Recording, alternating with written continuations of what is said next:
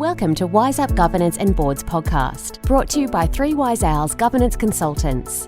Covering hot topics in governance, risk, latest regulatory changes, and issues keeping directors and executives awake at night. Here are your hosts, Ainslie Cunningham and Deb Anderson. Welcome to today's episode of Wise Up. Today we're joined by Kathryn Morgan, who's a Senior Associate at McCullough Robertson Lawyers. Welcome, Kathryn. Hi, Kathryn. Kathryn is a financial services regulatory lawyer specialising in white-collar crime regulation and compliance. Kathryn acts for clients from a variety of industry sectors, including mining and engineering firms, professional services firms, educational institutions, and financial services providers. She advises on matters regarding anti-money laundering and counter-terrorism, AML CTF as it's well known, international sanctions, foreign bribery, modern slavery, whistleblower protection laws and other white-collar crime issues. Kathryn brings both in-house and private practice experience, having previously worked as an in-house legal counsel for the Wealth Management Business Unit at the Commonwealth Bank of Australia. Kathryn's experience includes advising various clients on their obligations as existing or potential reporting entities under the AML CTF Act, and advising various listed and unlisted Australian and multinational entities in relation to addressing a range of integrity risks applicable to their operations, including UNSC sanctions regimes. Welcome, Kathryn. Thanks, guys. It's good to be here. So tell us a little bit about your background and your role at McCullough Robertson. Sure. As Deb sort of mentioned, I was previously at the Commonwealth Bank of Australia working as an in-house counsel, and that's probably where I kind of fell in love with a culture of compliance and good corporate governance, and sort of understanding how you can build a business that does the right thing by design. Also fell in love with financial services law as well. Not that many people ever say that, but as a subject matter, and because being a highly regulated industry, and all of our clients have a multitude of regulators sort of on their backs at all times, it was a really sort of interesting intersection. First of all, I sort of took on AML CTF, and then as other changes have come through, particularly sort of modern slavery and the new whistleblower protection laws, it's kind of fallen in with AML CTF as well. And before I knew it, I was the go-to person at McCullough's for a lot of those issues, and have been there for about 3.5 years now. So sort of gave up the in-house back into private practice rather than the other way around. Now here you are. And now here I am. So tell us a little bit about the work that you do in terms of AML and CTF. So there's kind of 3 main sectors that are regulated under AML CTF laws in Australia. They came into effect in 2007. It was kind of off the back of 9/11, actually, that a lot of sweeping changes worldwide came through in relation to AML CTF, and particularly the counter-terrorism financing aspect of that. And Australia was quite late to join, but there was a lot of pressure for them to sort of, for us to step up our game and try and comply. We're a member of FATF as well, which was a big part of that as well. But financial services sector is one of the main 3 ones, so most of my main clients are regulated under that act, but there's also bullion, so gold trading, and gambling as well. So in terms of modern slavery reporting, how has that played out with the changes recently? Look, it's really interesting, actually. So obviously it came into effect in 2019, so it's not necessarily new law now, but the first set of reporting requirements are now coming up. They have all been pushed back by 3 months due to COVID, like most regulators. They are trying to help people comply with their obligations because everything's kind of up in the air at the moment. But it's been a slow burn, and that's not surprising because it's fairly new legislation. Not a lot of countries have modern slavery laws in effect yet. So the UK brought theirs in 2015, and Australia's federal act does sort of draw quite heavily on that sort of framework. But I'd say probably the last 3 months there's been a a significant increase in the momentum and people sort of asking questions and starting to put together their frameworks in the modern slavery space. There was an initial flurry when the Act first passed, but I would say there's a lot more coming through now, which is actually quite interesting. So there's a reasonably high threshold, isn't there, in terms of, is it $100 million in annual turnover? Yeah. And that's consolidated revenue. So if you've got a sort of corporate structure, you would have to look at all of the revenue for any companies sitting underneath your sort of head company in Australia. So it's not, in terms of, sorry, let me start that one again. In terms of having to report as a mandatory requirement, that is the threshold, but there is the option as well of voluntarily opting in.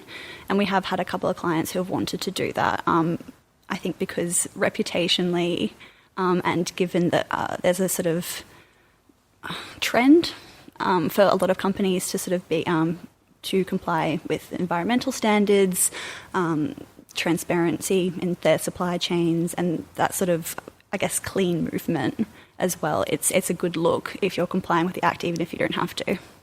So from a practical perspective, you've got to look at your whole supply chain and see where all those goods or services are coming from. From a practical perspective, how do you go about doing that?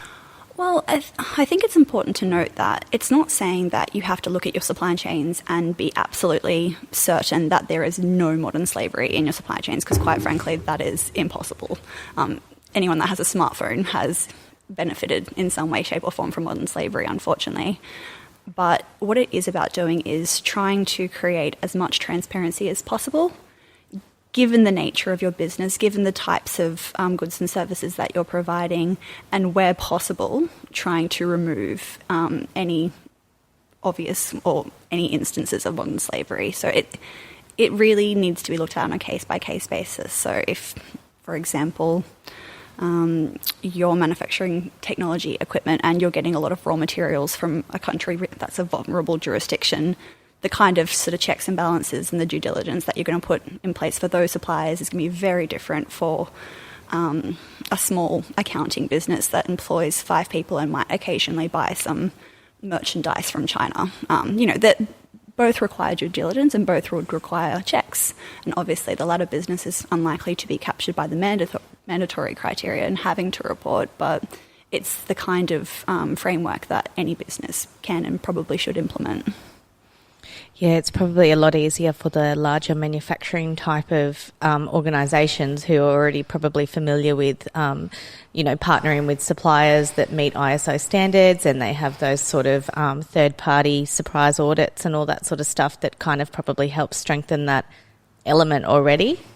You're absolutely right. And that's probably why the threshold is, in fact, so high. No one's saying that you absolutely have to do this, but at that point, that's a sufficiently big business that you do have that sort of organisational capability to start putting steps in place and start really asking questions of suppliers. And also that kind of information asymmetry when you're entering into supplier agreements. Like, if you're a company or a business that big, you actually carry a lot more weight when you're entering into that contract, and you can ask those questions of your supplier, saying like, where are you getting this from? Can you provide a warranty to us that you're not engaging in any sort of slavery-like practices? As opposed to going to Officeworks where you get your stationery from and asking them. Exactly. Like, I'm pretty sure the checkout person at Officeworks is not going to answer those questions for you. No, definitely not. So how do you get around those types of things? Like, obviously there are constraints where you sort of reach the end of the line where you can sort of, I guess, have that kind of inquiry. How do you get around reporting on that basis? Well, you may not be able to take it further. And in that instance, that's what you say. You say, these are the things that we did, in this reporting period to try and increase the transparency in our supply chains, and this is how many levels we took it down. Like, if you're buying IT equipment, you're not going to sort of request that you have a report of where the lithium in your battery in your laptop came from. Like, that's not necessarily appropriate and for most people. But if you are the company that makes lithium-ion batteries, you probably would want to undertake those checks with your supplier. So it's, like I said, it is sort of this relative concept. And you would look at it on a case-by-case basis and be like, well, this is appropriate for our business and this is why we think it's appropriate. And there is really good online resources and guidance around what that could potentially look like for your business. Yeah, that's really good practical tips. So what are some of the for our listeners, what are some of the online content and the websites that they can go to get some assistance with that? So the Department of Home Affairs, who is responsible for administering the Modern Slavery Act, they've actually released a reporting guide, guidance for reporting entities, and it's an incredibly detailed document. It's really well put together, and it actually has annexures with a whole bunch of resources for different sectors and different sort of supply, like goods and services and things that are inherently high risk. So it's the kind of thing that you can sort of look through and say, well, actually, we sort of touch on all of these sectors, and maybe we would want to have more robust due diligence processes for these particular things. So it helps give a bit of context around what you can and should be doing. More broadly, Anti-Slavery Australia is a really great organisation that puts a lot of what is going on in perspective. I found it quite helpful when I first started learning about modern slavery, because I think when you think of modern slavery, you have this very specific mental image, and it can be a bit confusing because you think it's like slavery doesn't exist, and unfortunately it does, and I think it helps you understand why you would want to be complying with the Act, especially because at the moment there's no repercussions or penalties if you don't comply under the Federal Act. But yeah, it really helps you understand why you should be complying with it. So what's the first reporting date if you've got a 30 June year end? So for 30 June year end, it was originally the end of the year. So normally it's a 6-month deadline. So your financial year finishes, 6 months later you report. But as I mentioned earlier, that's been extended by 3 months. So you're now looking at the 31st of March. And then for calendar years, I believe it's the end of the year now. And then for foreign years, it must be the end of the year. Sorry.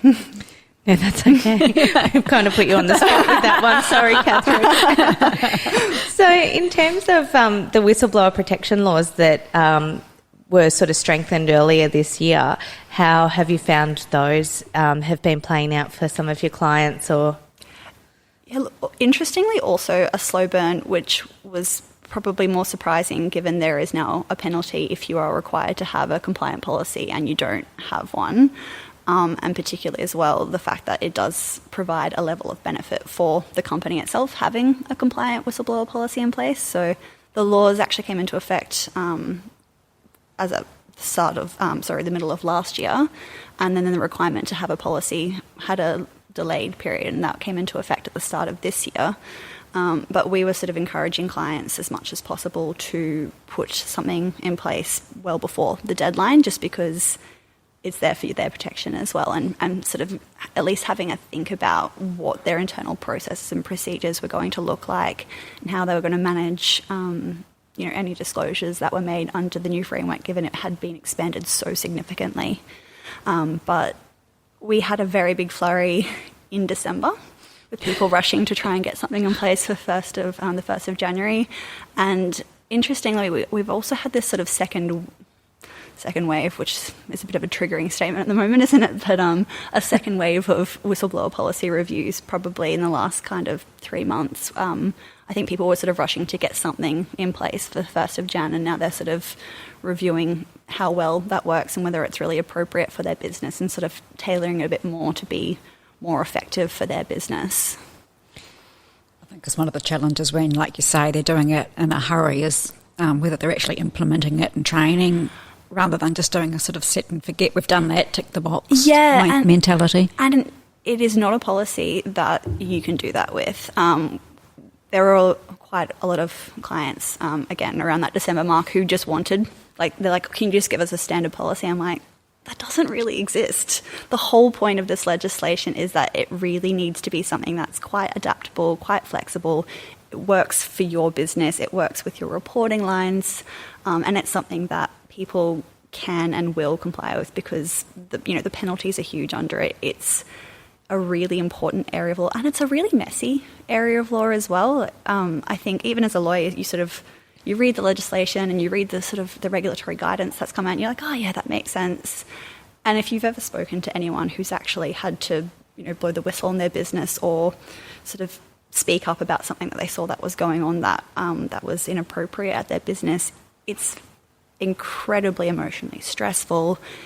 It often ends their career, at least at that business, but often, particularly in Australia where everyone kind of knows everyone in certain circles, it can be completely career-ending, and just the long-term detrimental effects of being victimised or being pushed out of something because you've raised concerns. It's really horrible.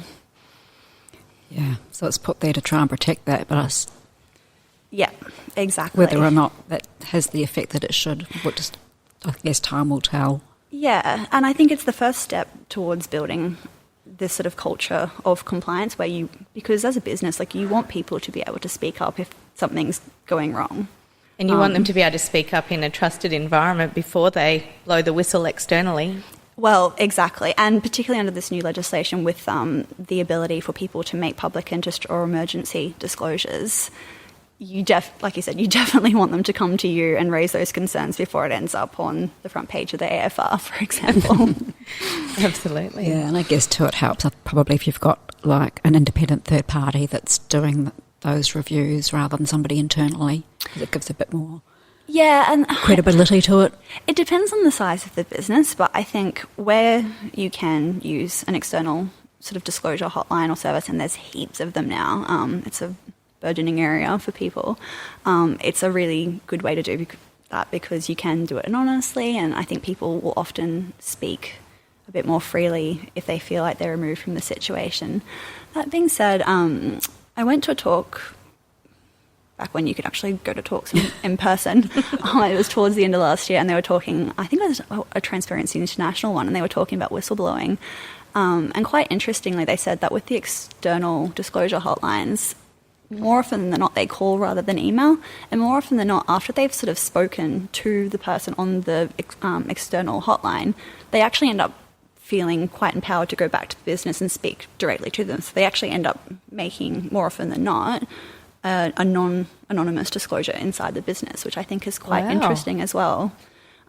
So, that's not an expected response, is it? No, but it's not right for everyone. I think for sort of ASX-listed companies, or where you've got multiple sort of geographical locations as well, that can be a better option. But obviously, if you're a small, tightly held business that is still a large proprietary company, it may not be necessary or appropriate. And then for a lot of our financial services clients, that's the case.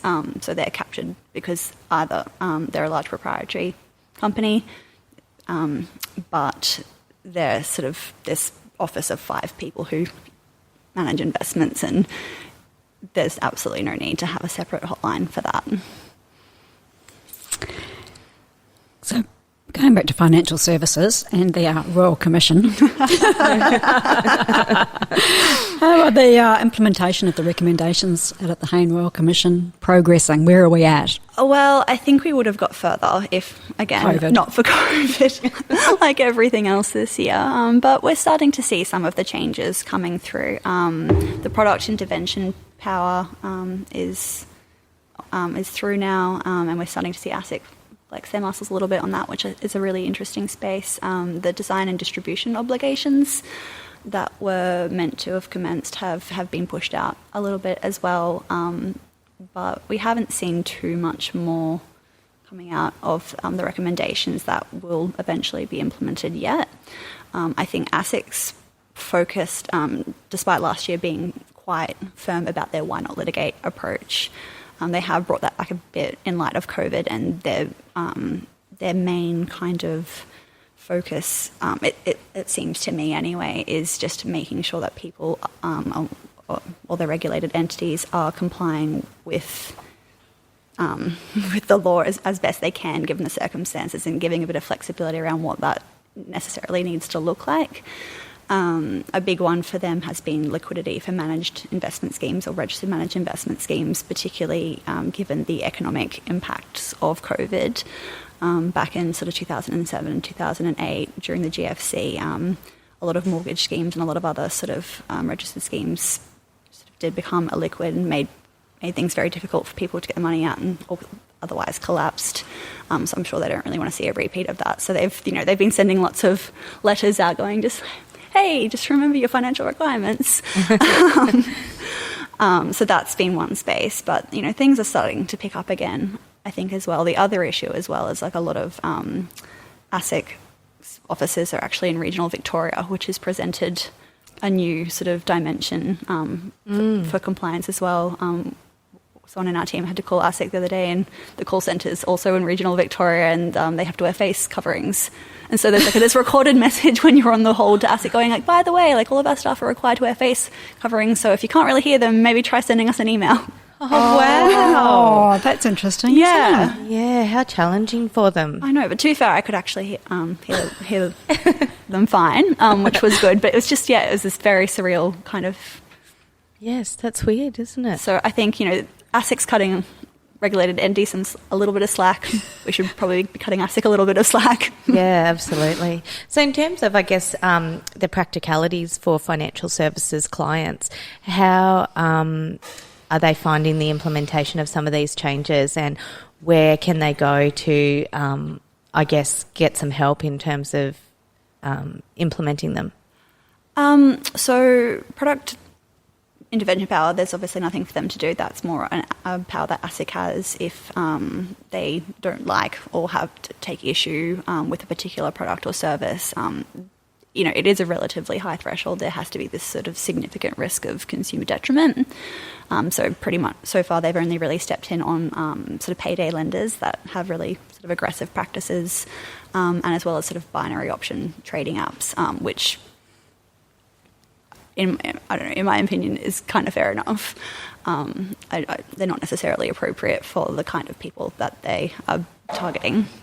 With the design and distribution obligations, that will sort of be coming in next year now.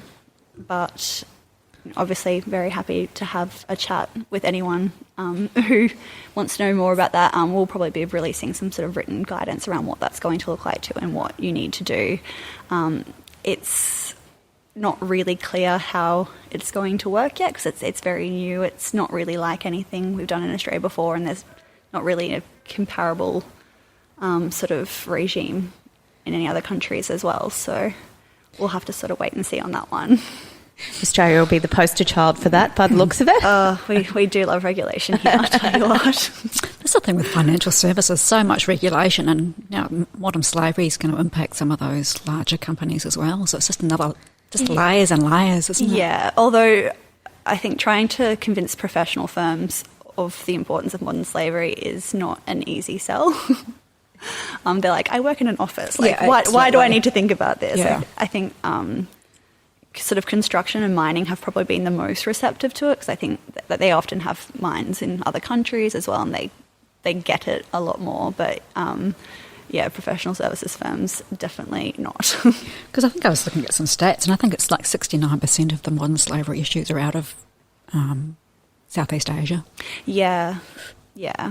And Australia doesn't have a lot actually in Australia. I think like last year it was something like 2,000 cases, which to be fair is still a lot more than I thought would be the case. So a lot of offshoring issues are a big one. But if you buy merchandise, if you buy anything you buy that's from a vulnerable jurisdiction, probably needs to be looked into. Yeah, definitely. So in terms of the bribery and corruption laws, have you seen a bit of a shift in companies adopting anti-bribery and anti-corruption policies that sort of tie in with their whistleblower policy and codes of conduct? Not too much. I think ASX listed companies do tend to have one because it's in the guidelines to have one. They're probably not as robust as they need to be. It really depends if you are operating cross-border, because most bribery and corruption policies do tend to relate more to the sort of foreign bribery, but they should cover domestic issues as well because that's also an offence. I think most people were more preoccupied with just getting a whistleblower policy in place rather than thinking about necessarily how it interacts with their existing policies or frameworks. But ideally they should all talk to each other. I think as well there were some proposed changes that were hopefully going to come through this year, which once again, pushback, probably won't be this year now. So I know there are a few businesses that were sort of waiting for that to happen and then kind of giving everything a big overhaul. But whether or not it's appropriate to keep waiting on that, maybe not, given it could be a little while before they come through now. Yeah, absolutely. And just going back to the AML CTF, are you finding that clients are making doing annual reviews of those policies? Yeah, so you do have an annual compliance report that you're required to submit to ASIC. In terms of actually reviewing your AML CTF program, it's not necessary that you do it every year. Maybe, the big banks and other really big financial institutions probably should, but for most sort of small to moderate size financial services providers, every sort of 3 or 4 years for a complete review of your program is usually sufficient. That being said, if your distribution channels or your products change, you should always, or even who you're targeting as clients change as well, you should probably look at making sure that your program is up to date and accurately reflects the amount of risk that you're taking on. A few clients have actually made some changes to their programs to reflect some of the changes to the KYC obligations in light of COVID. So AUSTRAC basically said, look, normally very stringent, get certified copies of things, having 2 forms of documentation, and because of COVID and the fact that that's often not possible to do that, they've said, look, if you need to get a photocopy and then get the original certified copy after this is all finished, or if you want to have a Zoom call with your client and they hold up their ID and say, look, it's me, then, under the circumstances, that's probably fine, which I think is quite interesting. And I actually hope it's something that will stick around even after the end of COVID, because I think particularly as distribution channels move online a lot more, even for financial services, it's quite cumbersome to have to send, paper copies of things in, and there's plenty of really effective digital ways to verify someone's identity now. So, yeah, absolutely. And there's nothing more frustrating than when you finally do it and send it off, and then you wait for a response, and then they say, "Oh, it never turned up." And you're like, "Oh no," or it wasn't properly certified. Yeah, didn't use the right wording. Start all over again. Fortunately, that's never happened to me, which is a relief, because as a lawyer, I'd be very concerned if I couldn't get my documents certified properly. For sure. So in terms of, the matters that relate to UNSC sanctions regimes and some of those integrity risks that apply to certain multinationals, what are you seeing happening in that space? It's a pretty niche area, so it's generally only going to crop up if you are operating in very high-risk jurisdictions for which sanctions have been applied, and it also relates to the kinds of goods or services that you could potentially be providing to people in those jurisdictions. So it's definitely not things that I look at every day, which is probably a good thing that people aren't trying to do it every day, but it does come up occasionally, and it's a very sort of interesting space to sort of work in from time to time. As a corporate lawyer in Brisbane, you just don't really think about some of those issues, or what could potentially be going on in the Congo, or having to sort of download the list from DFAT of the names and passport numbers of, international criminals. But yeah, not a lot moving in that space. It's just something that you sort of have to be aware of, I guess, if you're working in the AML CTF space as well from time to time. Absolutely. Those DFAT lists are always interesting reading, aren't they? Yeah, just a whole other world. And I guess if for anyone who is regulated and anyone from that list ever crops up on your customer base, probably be a little bit concerned. Exactly. So in terms of white crime, what sort of challenges are you dealing with at the moment? I don't work on the litigation side. Our FAB litigation team actually deals with that for us, but I guess I fit into more of the sort of front-end compliance space, so before litigation is required and hopefully never required. But I think in that space, the big ones at the moment is around whistleblower protection. and AML, CTF, AUSTRAC have bigger teeth these days, particularly post with all the litigation going on with the banks as well. It's the first sort of significant, other than the Tabcorp case, to really come out of the legislation in Australia. So they're two big spaces that we're seeing a lot of movement and activity. And I think as well the last sort of 6 months, with a lot of people sort of working from home and having a bit more time on their hands, we are sort of starting to see those sort of compliance overhauls where people are sitting down and going, okay, like, do our internal policies and procedures actually work for our business? Do they cover what we're doing? Are we going to get in trouble for some of the things we're doing, and how can we be compliant going forward? As well as, I guess, where they sort of do these reviews, realise that there are significant issues with their compliance frameworks, and potentially the kind of things where they might actually need to let their various regulators know that they're perhaps not complying, and sort of set out a framework for how they can comply going forward. So I've got a couple of matters at the moment where it's been writing, sorry, regulator letters, effectively going, this is what we've done this review. These are the 5 issues that we've identified, and they're the reasons we haven't been complying. This is how we propose to fix it. This is what we're going to do going forward, and sort of, and more of, depending on the circumstances, that can often be enough. I think people are afraid of regulators, and that's fair enough. But quite often, if you can engage early and give them sort of a framework for how you're going, of what you're going to do to fix the issues, they can be quite receptive to that. Better to be proactive. Totally. Yeah. Better than getting caught and then going, oh yeah, that thing. Yeah, absolutely. And I think having that open, honest, trusted relationship with your regulator on a regular basis is, proving more a model going forward. Yeah, they are enforcement, but they are sort of oversight and supervision, and they're there to help you as much as they are to get the big stick out if it needs to come out. Yeah, absolutely. And I think too, a lot of the challenges for large insurance firms and banks has been there's so many changes to regulation over time.